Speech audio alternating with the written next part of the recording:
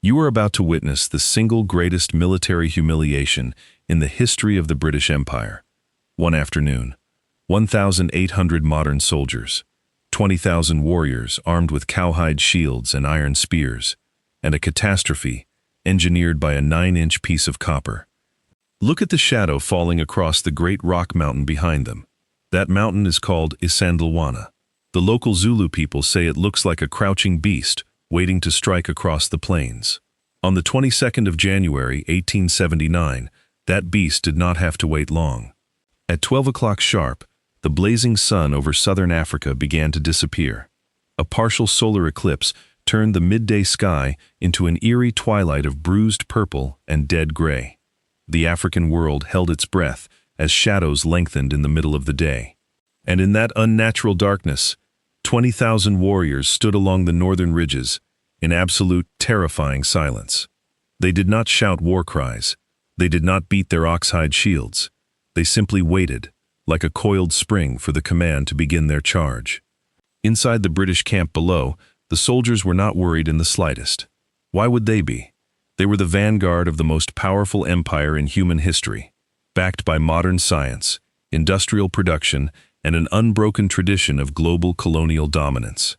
Every British infantryman carried the legendary Martini Henry rifle. It was the most lethal handheld firearm on Earth. A disciplined soldier could fire 12 heavy lead rounds every single minute, piercing through iron shields and striking targets with pinpoint accuracy up to 400 yards. On paper, the tactical mathematics seemed indisputable. 6 companies firing in alternating volleys could create an impenetrable wall of flying lead that no human being could cross. 2,000 yards of open grass was meant to be an inescapable killing ground for anyone foolish enough to charge. And here is where things get interesting, because weapons are only as deadly as the supply chain feeding them.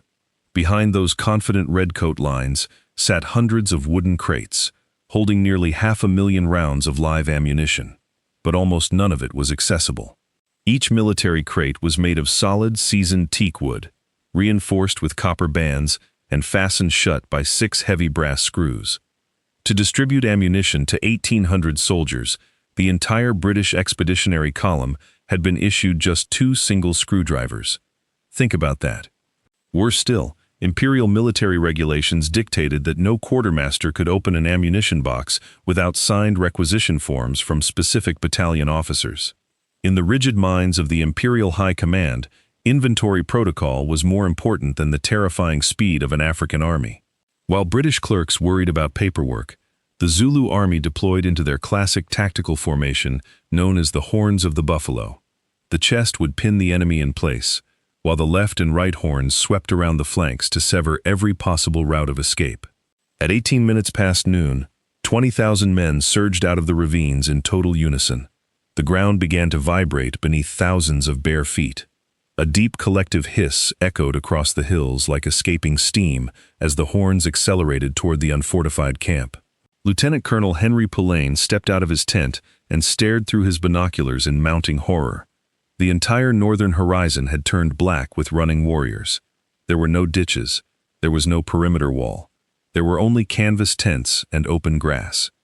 The bugles sounded. The redcoats formed their thin line. The first volley cracked across the valley, filling the air with acrid white smoke. In exactly 80 minutes, this entire Imperial column would cease to exist. But to understand why, you must go back to the beginning. You must go back 3 months earlier, to the opulent drawing rooms of Peter Maritzburg, where one man's aristocratic ambition set this entire tragedy into motion. Lord Chelmsford believed he was going to conquer a kingdom in 3 weeks. Instead, he walked straight into history's sharpest trap. In December 1878, British High Commissioner Sir Bartle Frere delivered an impossible ultimatum to the Zulu kingdom. He demanded the complete dismantling of their ancient military system within 30 days. It was an ultimatum designed specifically to provoke an invasion. Lord Chelmsford viewed the Zulu army not as a formidable military opponent, but as an unruly mob that would disperse the moment they heard modern artillery. To London, he promised a swift, glorious march that would last less than a month. On January 11, 1879, the British center column crossed the Buffalo River at Rorke's Drift into Zululand.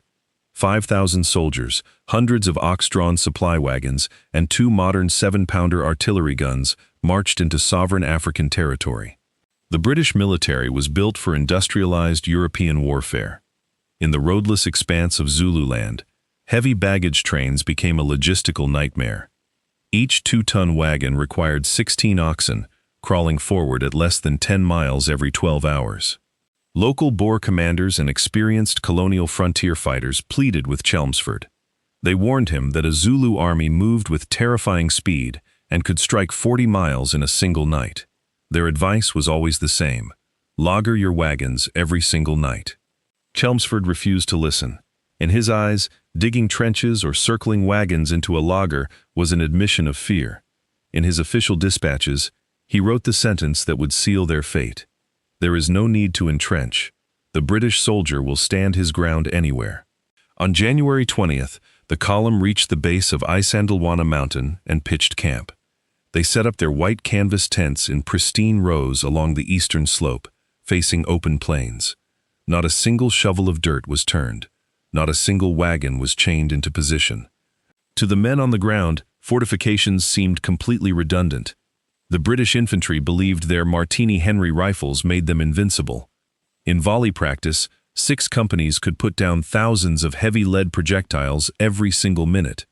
The .577/450 cartridge fired a massive 480-grain lead bullet wrapped in paper. At combat range, this projectile could shatter bone, tear through oxhide shields, and stop a charging warrior instantly in his tracks. British strategy relied entirely on this stopping power. In the rear supply depot beneath the cliffs, over 480,000 rounds of ammunition sat neatly stacked in army wagons. To the officers in camp, it looked like an endless reserve of firepower. But nobody was checking how fast it could be distributed. Look closely at the geography of the campsite. The sheer rock face of Isandlwana rose directly behind the tents, cutting off any retreat to the rear. To the left and right, deep erosion gullies, called dongas, created blind spots where an enemy could advance unseen. 50 miles away at the royal capital of Ulundi, King Cetshwayo had mobilized the main royal impi. 24,000 warrior veterans, organized into ancient regiments called Amabutho, marched toward the frontier without wagons, horses, or supply lines. A Zulu impi could cover 40 to 50 miles a day across rugged terrain, surviving on dried grain and driving live cattle for food. They moved 5 times faster than the British column, leaving no wagon tracks, no campfires, and no trace of their passage. While 20,000 warriors closed the distance, Lord Chelmsford's intelligence was completely blind. His reconnaissance patrols scouted only the open valleys to the south and east, convinced the Zulu army was falling back to defend their king's capital. On the night of January 21st, 1,800 men slept peacefully in their canvas tents beneath the shadow of Isandlwana. They believed tomorrow would bring an easy march into the Zulu heartland. Instead, it would bring the end of their world. At 2 o'clock in the morning on January 22nd, a breathless rider delivered a dispatch to Lord Chelmsford's tent. Major Dartnell reported seeing several hundred Zulu warriors in the eastern hills. Chelmsford took the bait instantly. Convinced this was King Cetshwayo's main royal army, the general decided to seize the glory himself before the enemy could slip away into the mountains. At 4:30 in the morning, under a cold gray pre-dawn mist, Chelmsford marched out of camp with nearly 3,000 men and 4 artillery pieces, splitting his expeditionary force completely in 2. Command of the unfortified camp fell upon Brevet Lieutenant Colonel Henry Pullane. 47 years old, Pullane was a veteran administrator who had spent decades managing garrison ledgers rather than leading troops under combat fire. He was a quiet, thorough officer who lived strictly by the rulebook. Pullane had never commanded troops under fire. Now he held sole responsibility for an open camp and 1,800 men. Before riding into the morning darkness, Chelmsford gave Pullane a single vague verbal instruction. He said, "If you are attacked, defend the camp." There were no orders to entrench or circle wagons. Chelmsford and his staff rode east, convinced they were closing in on a decisive Imperial triumph. They had no idea they were marching 10 miles in the opposite direction of the actual threat. Behind them remained approximately 1,800 men, 5 companies of the 1st Battalion, 1 company of the 2nd Battalion, 2 artillery guns, and several hundred colonial and native auxiliary troops. The veteran soldiers of the 24th Regiment watched the general's column disappear over the eastern horizon. The camp grew strangely quiet, the morning mist slowly burning off under the rising African sun. Routine resumed, as if on an English parade ground. Soldiers lit campfires, fried rations, brushed red wool tunics, and polished brass buttons. The unfortified camp felt as safe as a garrison in London. At 8 o'clock, Pullane sent a mounted messenger riding back toward Rorke's Drift. He ordered Colonel Anthony Durnford to bring forward his mounted native horsemen and rocket battery to strengthen the camp. Colonel Durnford gathered his 500 horsemen and set off across the savannah toward Isandlwana. But even with these reinforcements, the perimeter remained completely open to any sudden strike from the hills. Pullane sat at his folding wooden table outside his tent, methodically checking supply registers and troop counts. In his mind, military order and strict paperwork were the highest virtues of an officer. 10 miles to the east, Lord Chelmsford halted his marching column on a scenic grassy ridge. His staff unpacked folding chairs, boiled fresh tea, and relaxed, convinced the war was already won. Back at Isandlwana, the morning sun climbed into a clear sky. 2 halves of a divided British army sat 10 miles apart, while the shadow of the mountains slowly turned toward noon. At 10:30 on the morning of January 22nd, Colonel Anthony Durnford trotted into camp with 500 mounted native horsemen and a battery of rocket troughs. He was dynamic, restless, and senior in rank to Pullane.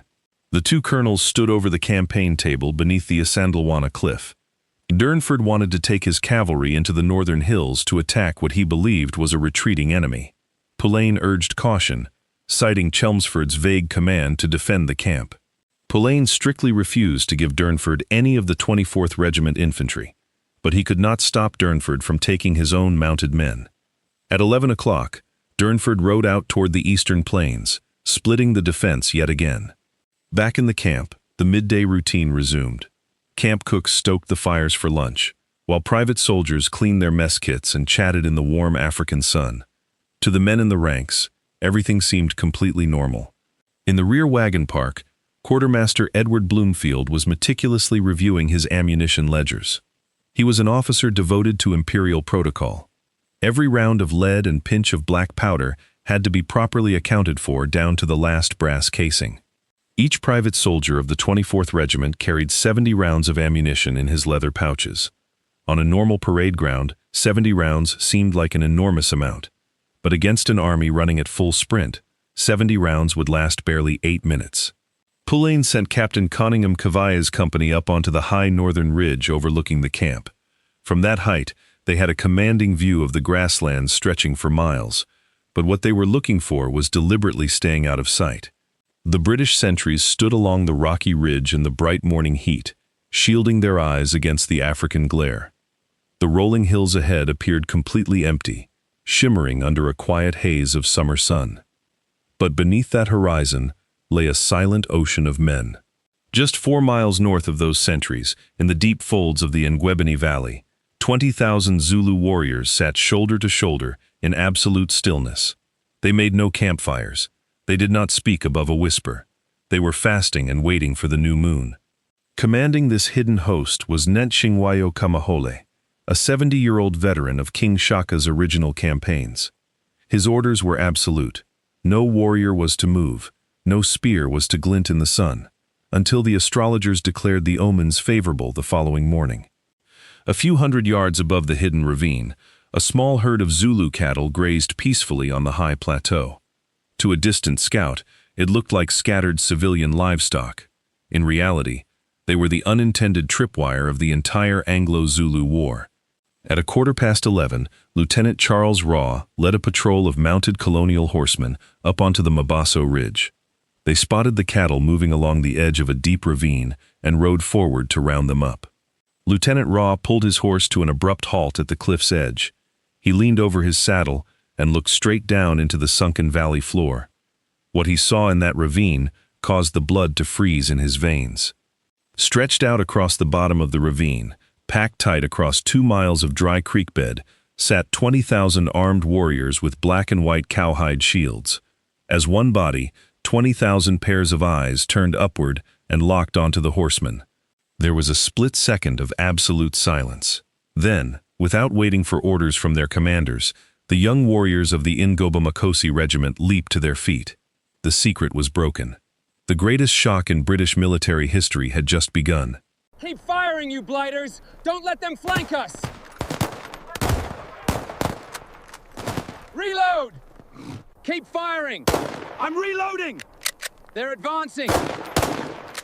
Reloading now! Keep your heads down! The time is now! We rise! Forward, Juve! Charge!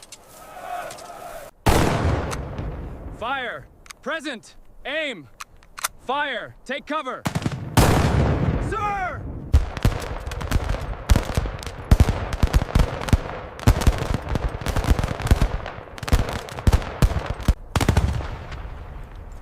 Hold fast! Prepare yourselves! They are coming! Stay flat. Do not move. Hold until the signal.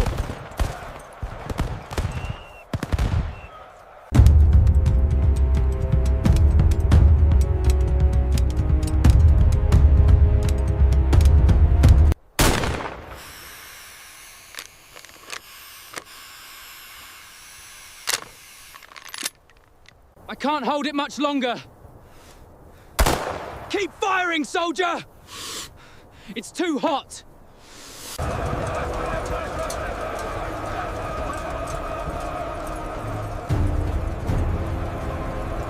Unlimber it! Get the trough free! Move those damn mules! Fire! Watch the hill!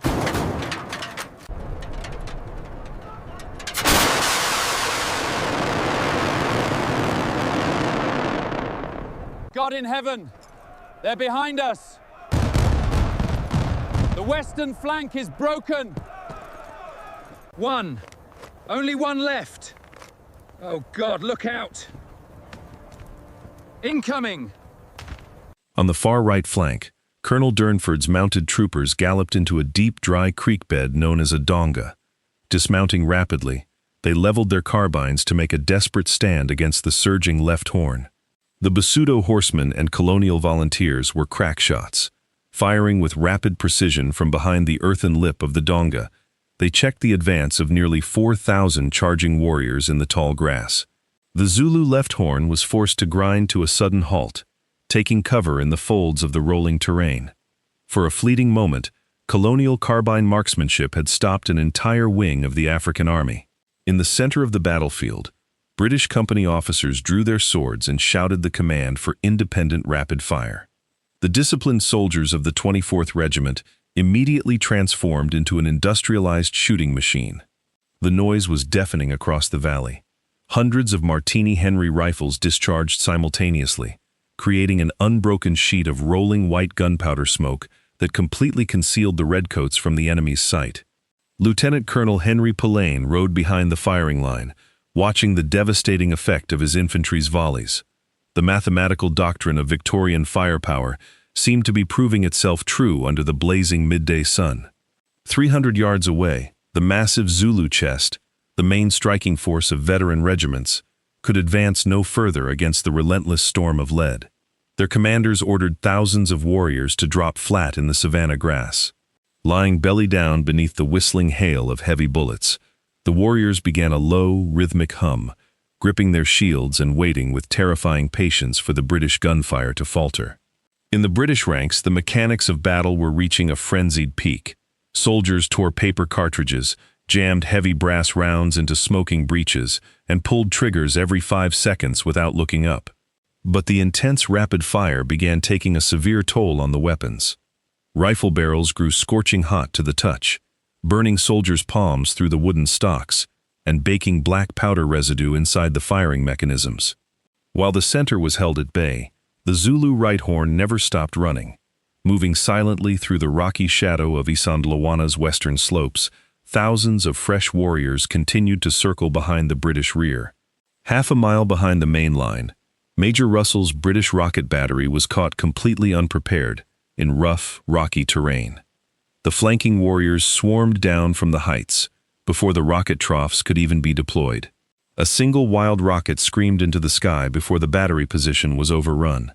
The mule-drawn carts scattered in panic, leaving the northern flank of the camp completely uncovered and vulnerable. Pulain turned his horse and looked back toward the white tents of his camp. He could see smoke rising from the rear ravines.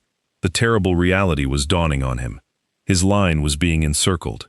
Out on the firing line, the redcoats were cheering, convinced they had won the battle by pinning the enemy center. But as soldiers reached into their leather pouches, their fingers scraped against empty bottoms. In under 45 minutes, the 1,800 men of the British garrison fired more than 24,000 rounds of heavy lead ammunition across the open grasslands of the valley. Think about that rate of expenditure. Each soldier had stepped onto the line carrying just 70 rounds in his white leather pouch. At maximum firing speed, 70 cartridges were consumed in minutes. And then the mechanical failures multiplied. The soft rolled copper cartridges expanded in the blistering chambers, their thin rims tearing away under the violent jerk of the steel extractor claws. Desperate soldiers pulled pocket knives and jammed triangular steel bayonet tips into hot chambers, desperately trying to gouge out stuck brass casings, while thousands of warriors waited in the grass. Along the 2,000-yard perimeter, the frantic cries began echoing down the line. "Ammunition! Pass the word down for ammunition! The pouches are empty! Send up the carts!" Selected runners broke from the ranks and sprinted across the hundreds of yards of open grassland toward the rear supply depot, their empty canvas bags swinging wildly against their hips. Because Pulain had deployed his men so far out onto the open savanna, every single runner had to cover nearly half a mile under the blistering African midday sun. Breathless and coated in red dust, the first ammunition runners reached the rear wagon park beneath the rock cliff, panting as they pointed toward their depleted positions on the plain. But Quartermaster Edward Bloomfield stood rigidly beside his heavy supply wagons. He looked at the frantic soldiers, glanced down at his leather ledger, and demanded official requisition paperwork. Bloomfield's supply depot was designated only for the 1st Battalion. When runners from other companies arrived, he refused to issue ammunition, shouting, "You do not belong to my battalion. Go to your own wagons." Think about the sheer madness of this moment. While 20,000 enemy warriors prepared to charge, British soldiers were being turned away from 500,000 bullets because of company accounting codes. And even when boxes were authorized to be opened, the physical trap snapped shut. Each teak ammunition crate was reinforced with heavy copper straps and secured by 6 thick slotted brass screws. The British Army had marched into the African interior with over 400,000 rounds of ammunition, but the quartermasters had brought only 2 screwdrivers for the entire force. Desperate soldiers grabbed heavy wood-cutting axes, attempting to shatter the sturdy wooden lids, but supply officers stopped them, warning that destroying government packaging violated military property regulations. Minutes ticked away. In the rear, men argued over paperwork and screwdrivers.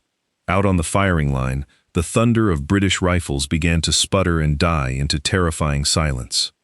On the far right flank, Colonel Durnford's horsemen fired their very last carbine rounds into the grass. With their pouches completely empty and no ammunition arriving from the rear wagons, the cavalrymen had no choice but to mount up and pull back. The withdrawal of Durnford's cavalry created a catastrophic 500-yard gap on the right flank of the British line.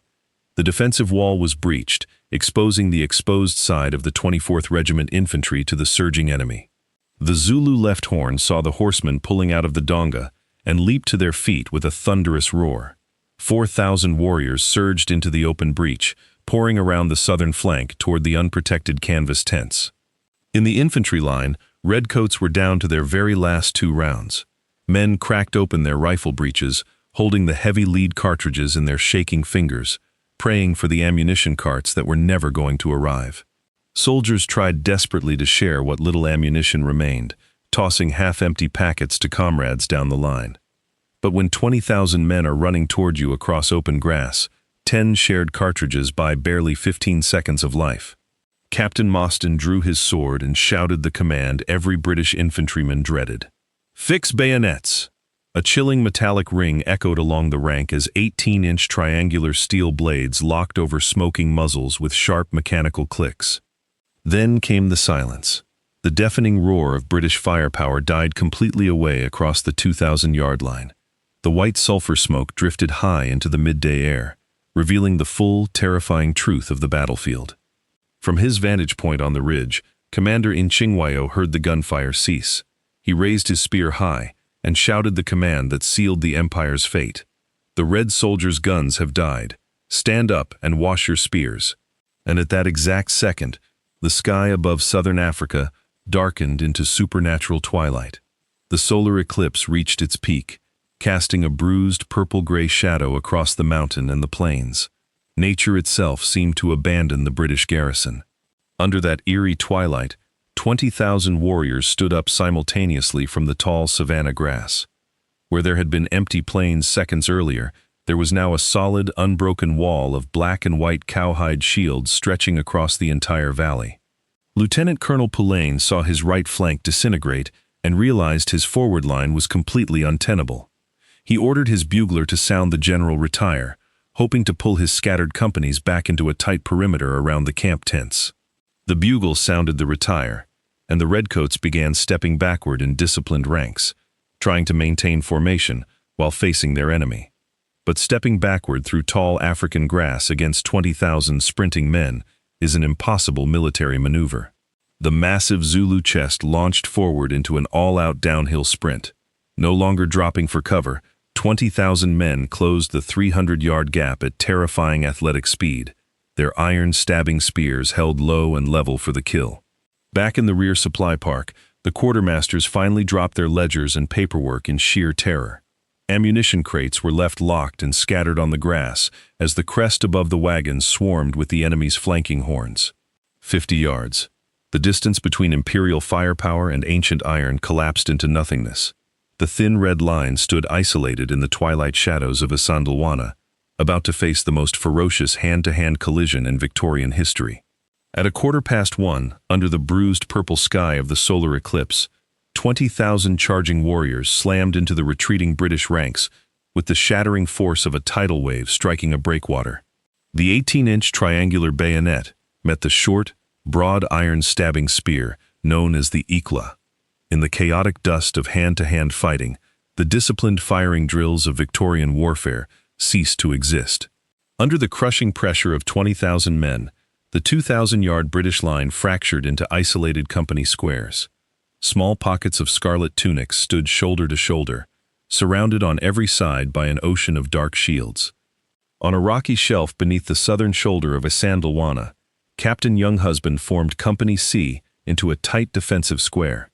With no ammunition left, 40 veteran soldiers stood shoulder to shoulder, daring the enemy to come on. Out on the open grass, Captain Mostyn's men fought back-to-back in groups of 4 and 5. Using empty rifles as heavy wooden clubs and lunging with triangular bayonets, they sold every single yard of African soil dearly. On their grassy knoll, Major Smith's Royal Artillerymen loaded their very last canister round into the 7-pounder gun, discharging hundreds of lead musket balls directly into the charging ranks at point-blank range. With no ammunition left, the gunners seized heavy wooden ramrods and iron handspikes, defending their brass guns with desperate bravery until the battery position was swarmed from both sides. Behind the mountain, the two tips of the Zulu horns slammed shut like a giant iron vise. The right horn linked up with the left horn across the main wagon road, completely severing the route back to the Buffalo River. Thousands of warriors poured directly through the camp streets. White canvas bell tents were slashed open and trampled into the dust as the neat Victorian encampment dissolved into swirling chaos. Overturned ox wagons, scattered regimental paperwork, and discarded uniforms littered the trampled red dirt. The physical symbols of imperial authority were scattered across the African plain like autumn leaves. Retreating soldiers were pressed directly back against the sheer rock wall of Isandlwana. Behind them rose a 300-foot vertical cliff of solid stone. Before them stretched an unbroken sea of advancing iron spears. In the center of the disintegrating camp, Lieutenant Colonel Henry Pulaine sat calmly at his folding campaign table, using a pencil to write a final, desperate message to Lord Chelmsford. Pulaine handed the Silk Queen's color of the 1st Battalion to Lieutenant Teignmouth Melville. His voice was steady as he gave his final order. "You must save the colors. They are the regiment's soul. Ride for the river." Lieutenants Melville and Coghill spurred their lathered horses into a desperate gallop, plunging down the treacherous rocky ravine known as the Fugitives' Trail, carrying the silk flag through the closing jaws of the enemy encirclement. Lieutenant Colonel Henry Pulleine stood alone beside his overturned camp table, his drawn sword resting in his hand. He did not run. He did not seek cover. He stood his ground beneath the mountain, waiting for the end. Near the southern entrance of the camp, Colonel Anthony Durnford gathered a mixed group of 30 colonial horsemen and 24th Regiment infantrymen around an ox wagon to make an unyielding final stand. A cavalry trooper offered Durnford a fresh horse to escape, but the colonel pushed the reins away. He refused to abandon the foot soldiers who had no mounts, choosing to die with his men in the dust. The defensive knot held for 10 brutal minutes. When the last revolver clicks sounded empty, the position was overwhelmed by swarming warriors, leaving only silent wagons and empty brass shells in the dust. High on the rocky southern shoulder of Isandlwana, Captain Younghusband's Company C held an elevated natural ledge. From this rock terrace, 35 redcoats looked down upon a camp that was already lost.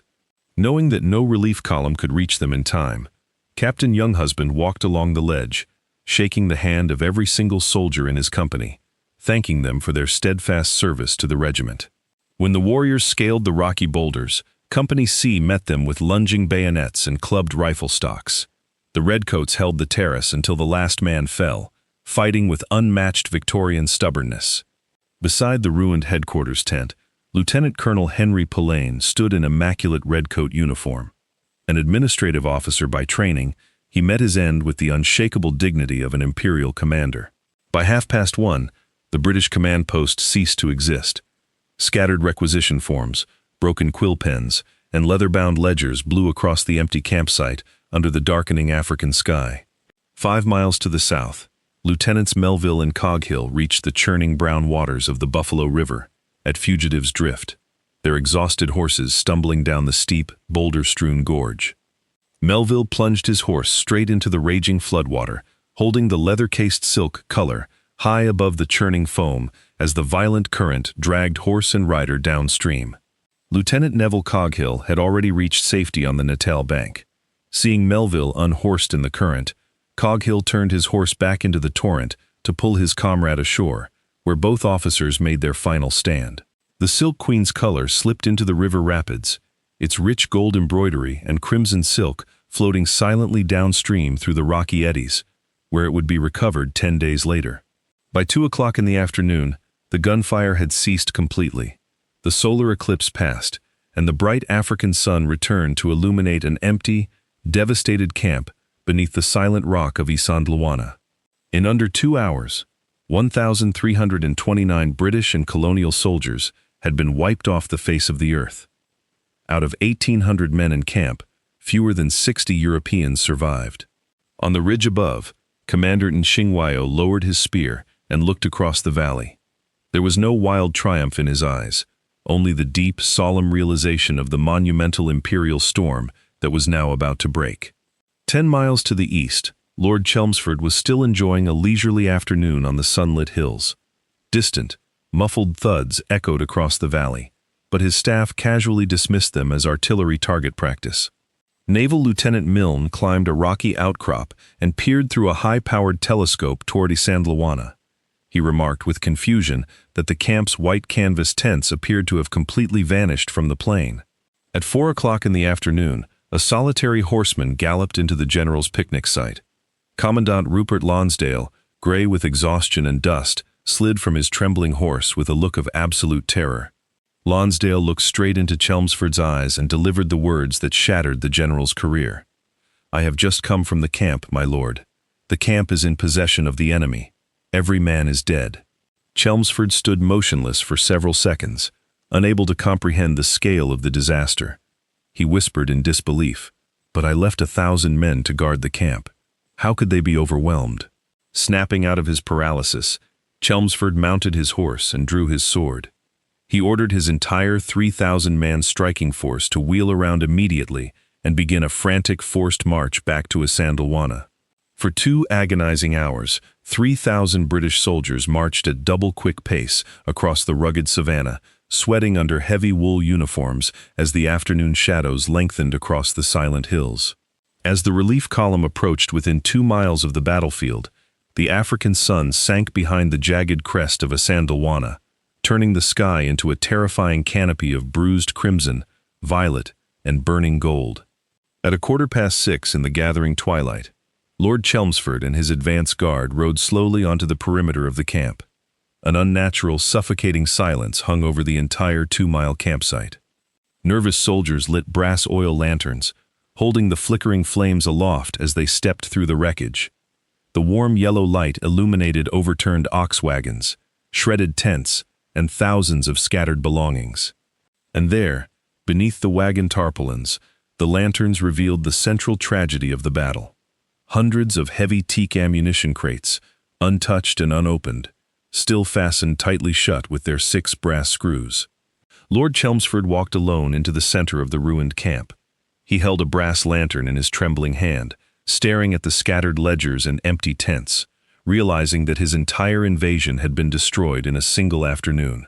With no tents, no food, and no shelter, Chelmsford ordered his 3,000 exhausted men to lie down on their loaded rifles in the dark, bivouacking directly on the field of destruction beneath the looming mountain.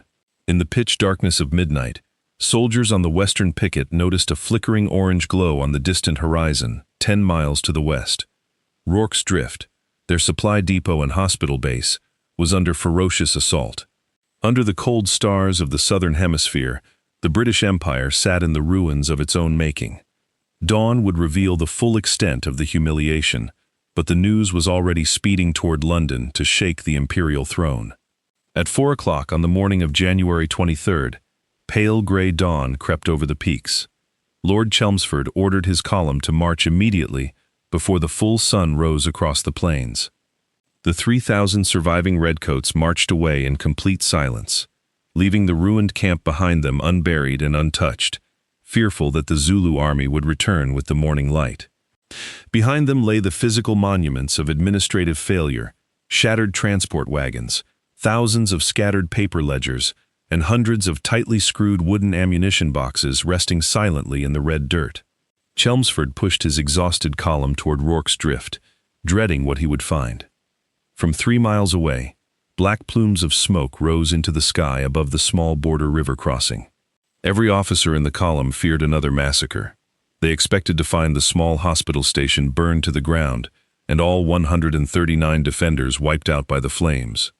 And here is where the story takes an extraordinary turn. Cresting the final ridge, they saw a sight nobody expected. The British flag was still flying proudly over the post. At Rorke's Drift, Lieutenants Chard and Bromhead did what Chelmsford refused to do. They built an impenetrable perimeter using heavy mealie grain bags and sturdy wooden biscuit boxes. For 10 straight hours, 139 soldiers held off 4,000 warriors behind their improvised barricades. Fortifications and common sense had done what raw pride had failed to achieve. 11 Victoria Crosses were awarded for the defense of Rorke's Drift. In London, the Imperial government used this desperate stand to overshadow the monumental humiliation of Isandlwana. Behind closed tent flaps, Lord Chelmsford sat down with ink and parchment to craft his official reports. He began constructing the narrative that would protect his reputation and blame his fallen subordinates. Chelmsford wrote dispatches claiming Pullane had failed to follow orders and neglected to form a laager. He blamed dead men who could no longer speak, defending his own pride against imperial scrutiny. On February 11th, the first telegraph dispatch from South Africa arrived at the British naval station in Madeira, carrying news that an entire modern British battalion had been destroyed in open battle. The electric wire pulsed through underwater cables toward London. In 60 seconds, a message of 30 words destroyed the myth of imperial invincibility that Britain had carefully constructed for over a century. At number 10 Downing Street, Prime Minister Benjamin Disraeli received the telegram. Witnesses reported the statesman dropped his teacup and stared into the fire in absolute frozen horror. London newspapers screamed the headlines across the empire. Disaster in Zululand, regiment annihilated. The greatest colonial catastrophe of Queen Victoria's reign was now public, shaking Parliament to its very foundation. In Windsor Castle, Queen Victoria wept openly when the telegraph arrived. Her private secretary recorded that the monarch was inconsolable, grieving the catastrophic destruction of her finest infantry regiment. The House of Commons erupted in bitter, furious debate. Members of Parliament demanded to know how an army, armed with modern weapons, had been dismantled by men carrying spears. In the grand halls of the War Office, senior generals scrambled to protect aristocratic reputations, pointing fingers at fallen officers who could no longer speak in their own defense. In Brecon, Wales, home of the 24th Regiment, church bells tolled for 3 continuous days. Black crepe ribbons hung from every door as an entire generation of young men vanished. The investigation revealed the absurd logistical failure. The British Army immediately redesigned its ammunition crates, replacing heavy brass screws with sliding panels and quick-release copper tier wires for combat. And here is where the story closes its circle. A global superpower was brought to its knees not by enemy artillery, but by administrative arrogance and 6 brass screws. London immediately mobilized massive reinforcements. 10,000 soldiers, heavy steam transports, cavalry regiments, and modern multi-barrel Gatling guns were rushed across the Atlantic Ocean to crush the Zulu kingdom. 6 months later at Ulundi, Chelmsford returned with a fortified double-rank square, using continuous Gatling gunfire to defeat King Cetshwayo's army, saving his career at the cost of thousands. King Cetshwayo had known the tragic truth from the very beginning. After Isandlwana, he remarked somberly, "An iron spear has killed an elephant, but another elephant will come to crush us." The Zulu kingdom was partitioned into 13 separate territories. The royal capital was burned to ash, and King Cetshwayo was captured and sent into imperial exile across the ocean. Lord Chelmsford returned to England in disgrace. Although Queen Victoria received him at court, the British War Office never permitted him to hold an active field combat command again.